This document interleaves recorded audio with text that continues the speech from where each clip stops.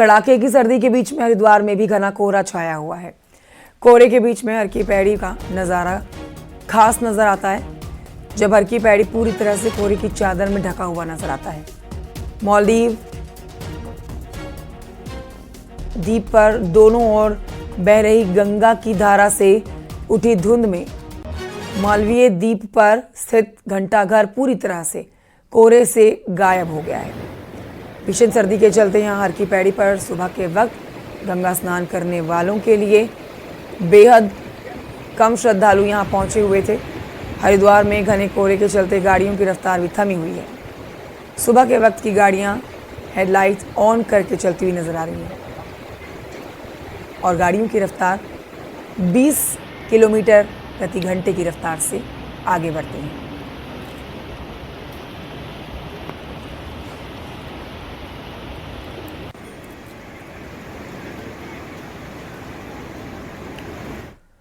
हरिद्वार के लालडांग क्षेत्र में विशालकाय अजगर दिखाई दिया है। हाईवे से मीठी बेरी गांव की ओर जाने वाले सड़क पर यह विशालकाय अजगर नजर आया है, जिसे देखकर राहगीर डर गए।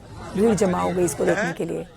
करीब 20 फीट लंबे अजगर को देखने के लिए यहाँ पर हुजूम जमा हो गया।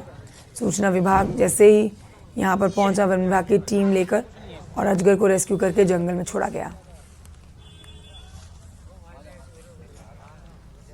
इसके अंदर कुछ है? उत्तरकाशी के केदारकांठा में देश के कई राज्यों से ट्रैक्टर और पर्यटक लगातार पहुंच रहे हैं। ट्रैकर और पर्यटक यहां पर लगातार पहुंच रहे हैं, जिससे पूरा केदारकांठा उत्तरकाशी गुलजार नजर आ रहा है। केदारकांठा पर्यटकों से गुलजार है। पर्यटक यहां के हसीन वादियों में झूमते गाते नजर आ रहे हैं। बर्फबारी के बाद केदारकांठा के बेस कैंप सांकरी में पर्यटकों के आने का सिलसिला जारी है। अब देखिए, करीब पिछले एक हफ्ते से यहाँ पर 1000 से ज़्यादा पर्यटक पहुँचे हैं। पूरे केदारकांठा पर बड़ी तादाद में यहाँ पर ट्रैकिंग करने के लिए पर्यटक पहुँचे हुए हैं। पर्यटक केदारकांठा में खूबसूरत वादियों का आनंद ले रहे हैं। पर्यटक और ट्रैकर के पहुँचने से होटल व्यवसायी खुश नजर आ रहे हैं, उनके चेहरे खिल उठे हैं। आप देख रहे हैं हम समिट पे हैं। हमने रात में चढ़ाई की थी 2 बजे से एंड 4 घंटा हम चले हैं कंटिन्यूसली धीरे धीरे एंड हम समिट पे पहुंचे हुए हैं और बहुत अच्छा व्यू है गाइस, आप देख सकते हैं। नए कर्मचारियों के लिए आवास नहीं और पुराने कर्मचारी छोड़ने की अब तैयारी नहीं। ये बात इसलिए कही जा रही है क्योंकि नैनीताल पालिका का हाल कुछ ऐसा ही नजर आ रहा है, जहां रिटायर्ड कर्मचारियों और बाहरी लोगों ने पालिका के आवासों पर कब्जा कर रखा है। वहीं अब प्रशासन एक्शन की तैयारी में है। रिपोर्ट देखिए।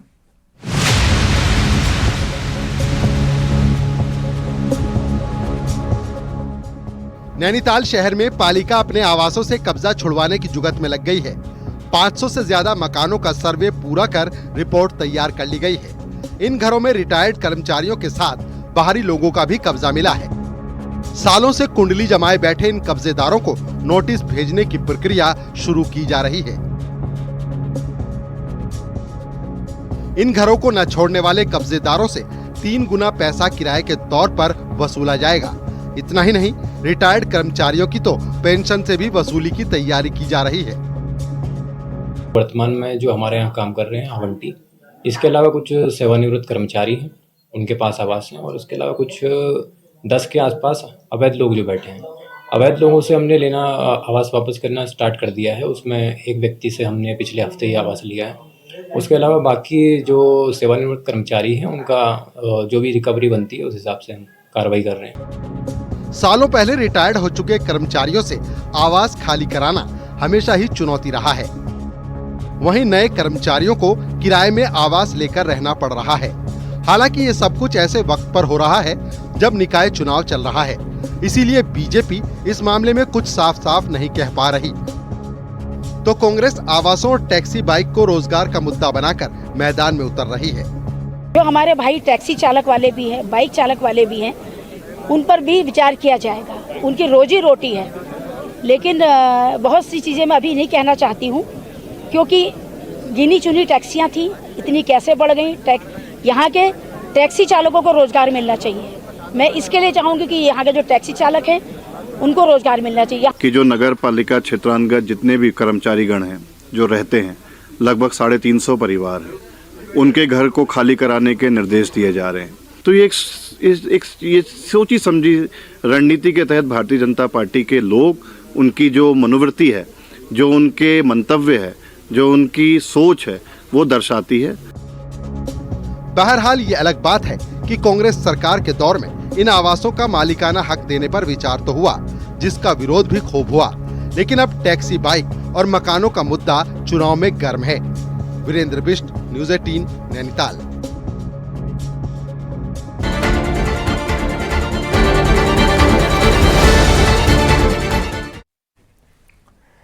मुख्यमंत्री पुष्कर सिंह धामी ने निकाय चुनावों में बड़ी जीत का दावा किया है और कहा है कि कांग्रेस ने ये केदारनाथ चुनाव को सेमीफाइनल कहा था, जिसमें उनकी करारी हार हुई और अब निकाय चुनाव में हार के बाद कांग्रेस का नाम ही जनता के बीच से गायब हो जाएगा।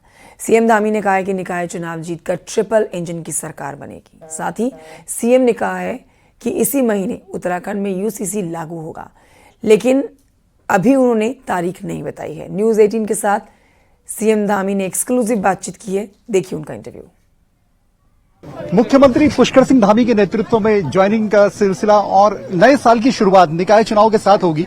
सर, निकाय चुनाव की शुरुआत होगी और जिस तरह स्थितियां दिख रही हैं, देखिए, देवभूमि उत्तराखंड के लोगों ने हमेशा भारतीय जनता पार्टी को आशीर्वाद दिया है। चाहे लोकसभा के चुनाव हो, आदरणीय प्रधानमंत्री जी को तीसरी बार प्रधानमंत्री बनाना हो, या राज्य के अंदर दूसरी बार भारतीय जनता पार्टी की सरकार बनानी हो, डबल इंजन की सरकार बनानी हो, तो हमेशा भाजपा का उन्होंने आशीर्वाद दिया है, साथ दिया है। तो निकाय के चुनाव में भी भारतीय जनता पार्टी की सरकार बनाएंगे और आशीर्वाद देंगे और राज्य के विकास को और गति प्रदान करेंगे। हरीश रावत ने एक बात कही कि धामी, मोदी, योगी जो नैरेटिव है उसका तोड़ कांग्रेस के पास नहीं है और ये जो पोजीशन दिख रही है, साफ दिख रही है कि हरीश रावत ने या कांग्रेस ने हार मान लिया। आपको लगता है इस नैरेटिव का तोड़ नहीं है? देखिए, हमारे प्रधानमंत्री जी के नेतृत्व में आज भारत का मान सम्मान पूरी दुनिया के अंदर बढ़ रहा है और देवभूमि के लोग अपने को गौरवान्वित महसूस करते हैं कि आदरणीय प्रधानमंत्री मोदी जी उत्तराखंड के हृदय में बसते हैं और उत्तराखंड उनके हृदय में बसता है।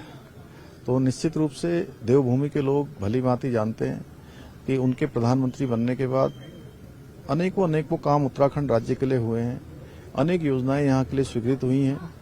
हमारे सीमांत से सीमांत क्षेत्रों का विकास हो रहा है। पहले जो हमारे जैसे हिमालय के राज्य थे, उन राज्यों की अनदेखी की जाती थी, लेकिन आदरणीय प्रधानमंत्री जी ने वाइब्रेंट ब्रेंड जैसी योजना लाकर हमारे यहाँ आदि कैलाश जाकर, माणा गांव जाकर सीमांत क्षेत्रों को और उत्तराखंड को पूरे भारत के मुख्य नक्शे पर लाने का, मुख्य पटल पर लाने का काम किया है। तो उत्तराखंड वासी उनसे दिल से जुड़े हुए हैं, इसलिए हमेशा भारतीय जनता पार्टी का साथ देते हैं। यूसीसी की तारीख आपने ऐलान तो कर दिया, जल्दी हो जाएगा। तो मुख्यमंत्री पुष्कर सिंह धामी का साफ तौर पर कह रहा है कि अतिक्रमण के खिलाफ जो अभियान चल रहा है वो चलता रहेगा। जो देवभूमि की छवि बनाए रखने की उनकी जिम्मेदारी है वो उस पर काम करते रहेंगे। यूसीसी इसी महीने आएगा, लेकिन तारीख बताने में अभी थोड़ा वक्त है। लेकिन जनवरी में उत्तराखंड देश का वो राज्य बनेगा जहां यूसीसी लागू होगा। कैमरा संदीप नेगी के साथ दीपांकर भट्ट, न्यूज़ 18, देहरादून। रुड़की नगर निगम में हमेशा निर्दलीय उम्मीदवारों का दबदबा रहा है। वहीं इस बार भी चुनावी मैदान में 10 मेयर कैंडिडेट हैं और 1,52,940 मतदाता अपने मेयर को चुनेंगे। ये देखिए इस पर रिपोर्ट।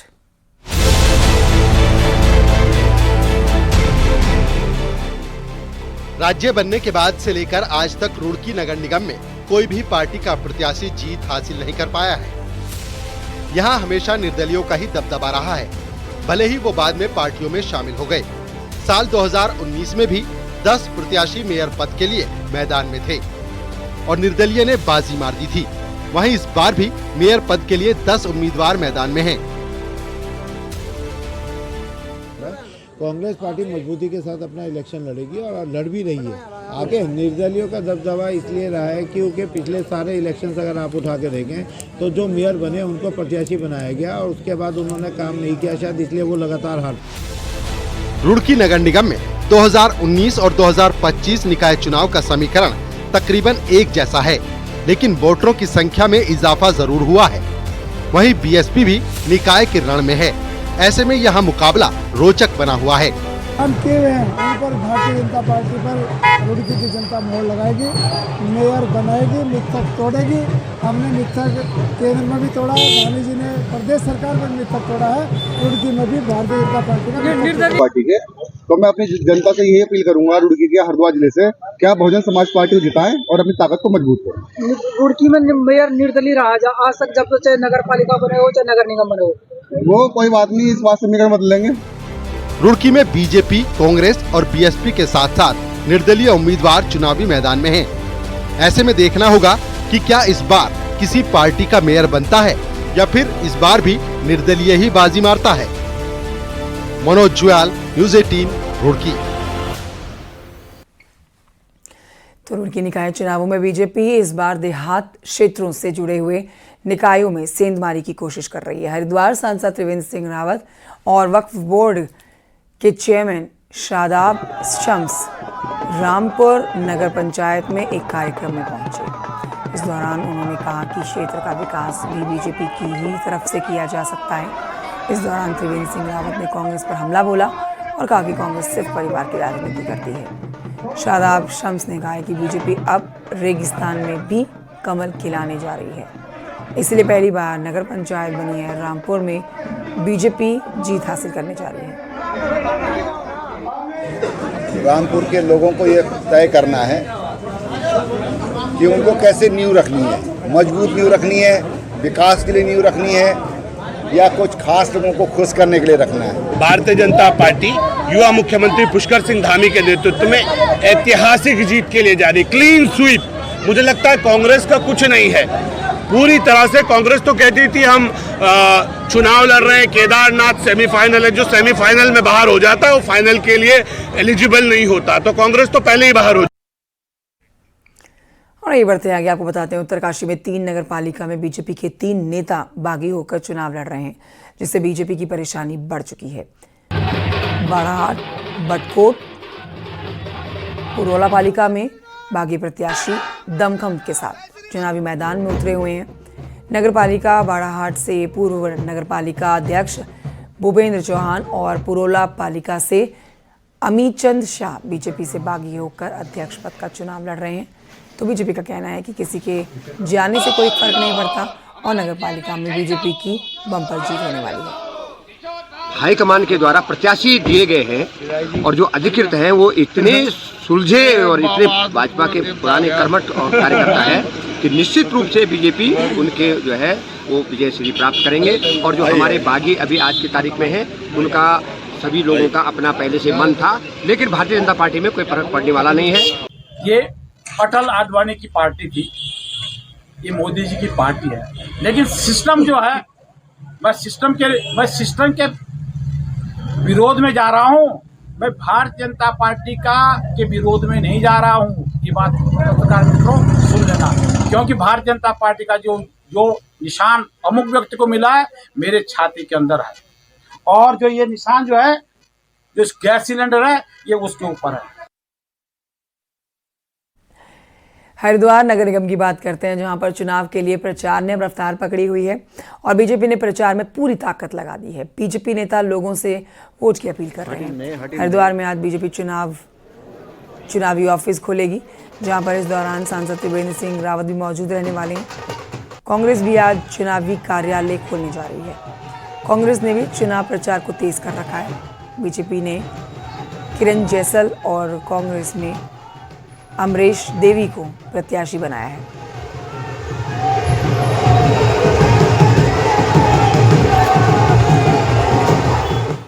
प्रदेश के सबसे बड़े नगर निगम देहरादून में मेयर पद के लिए 11 उम्मीदवार खड़े हैं, जिसमें सबसे करोड़पति कांग्रेस के उम्मीदवार तो सबसे गरीब निर्दलीय उम्मीदवार हैं। निर्दलीय उम्मीदवार सरदार खान और पप्पू पेशे से पेंटर हैं और इनके पास कुल 25,000 रुपये हैं और 50 लाख का पैतृक घर है। राज्य निर्वाचन आयोग के मुताबिक कांग्रेस के वीरेंद्र सिंह पोखरियाल करोड़पति कैंडिडेट हैं, जिनकी महीने की आमदनी करीब 1,66,000 रुपये है। साथ ही इनके और इनकी पत्नी के पास 26 तोला सोना और इनके बैंक खातों में करीब 38 लाख रुपए है। बीजेपी उम्मीदवार सौरभ के पास 90,000 रुपये कैश है। बैंक खातों में 2 लाख रुपए है। इसके साथ ही सौरभ के पास 50 लाख की पैतृक जमीन है। पत्नी के पास 14 तोला सोना है। इसके अलावा उनके पास उनके नाम पर 95 लाख रुपए की कीमत के 2 मकान भी हैं।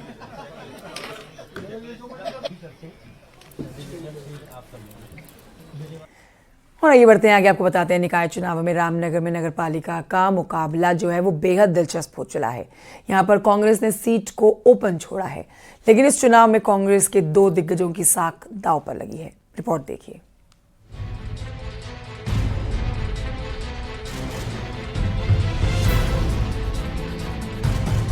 निकाय चुनाव में कांग्रेस ने रामनगर से किसी को भी सिंबल नहीं दिया, जिसके चलते इस ओपन सीट से कांग्रेस के सामने बड़ी मुश्किल खड़ी हो गई।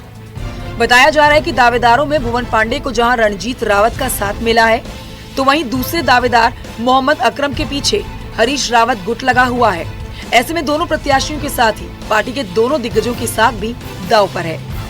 ये राजनीति में हम सब कांग्रेस के वरिष्ठ नेता हरीश रावत जी हैं, मुख्यमंत्री भी रहे।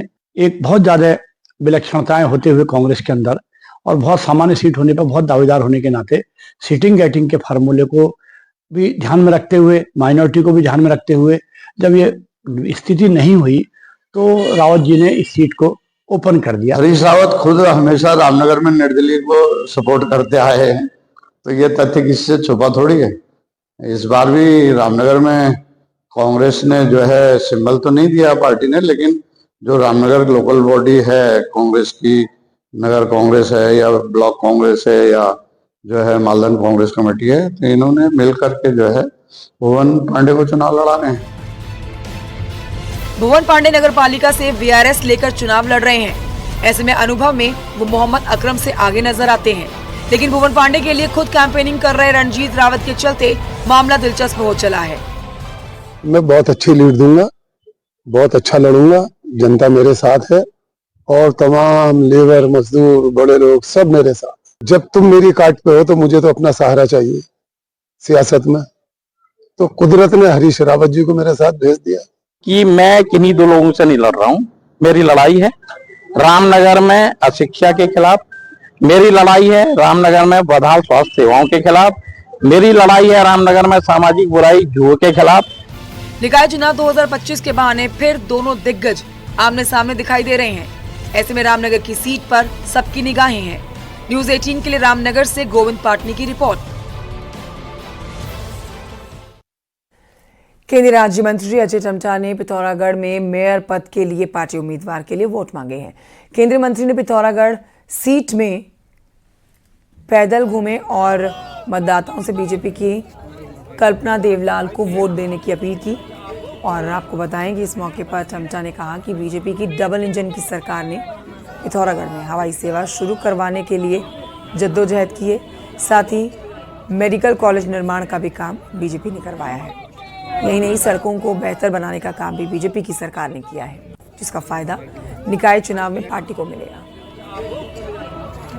हमारी मातृशक्ति के रूप में कल्पना जी चुनाव मैदान में है और मैं आज ही पहुंचा हूं। जिस प्रकार का माहौल मैंने आज के कार्यक्रम में और उसके बाद लोगों से मिल करके जो उनका भाव आ रहा है, उससे स्पष्ट हो रहा है कि पिथौरागढ़ की मेयर के चुनाव को हम ऐतिहासिक बहुमत से जीत रहे हैं। हल्द्वानी में कांग्रेस का चुनाव प्रचार अब धीरे धीरे जोर पकड़ने लगा है। कांग्रेस अपनी एकजुटता दिखाकर जनता के बीच जा रही है। नेता प्रतिपक्ष यशपाल आर्य ने कुमाऊं के बड़े नगर निगमों में खुद पार्टी के प्रचार की कमान को संभाला हुआ है। आर्य ने दावा किया है कि कांग्रेस के लिए अच्छा माहौल है। जनता बीजेपी से विकास का हिसाब मांगने के मूड में है। रिपोर्ट कार्ड शून्य है। भाजपा चाहे कितना ही कुछ कह ले, लेकिन जनता ने फैसला कर लिया है। ऐसा मुझे महसूस हो रहा है कि बदलाव का, परिवर्तन का। प्रदेश में होने वाले नेशनल गेम्स की अब बात करेंगे, जिसके लिए अब तैयारियां जोर शोर से चल रही हैं। इन खेलों में खिलाड़ियों के अच्छे प्रदर्शन के लिए विशेष कैंप्स लगाए गए हैं। अब तक सभी खेलों के 2-2 कैंप पूरे हो चुके हैं। और अब फाइनल कैंप आयोजित किया जा रहा है। इन कैंपों में उन खिलाड़ियों को ट्रेनिंग दी जा रही है जो अब नेशनल गेम्स में हिस्सा लेंगे।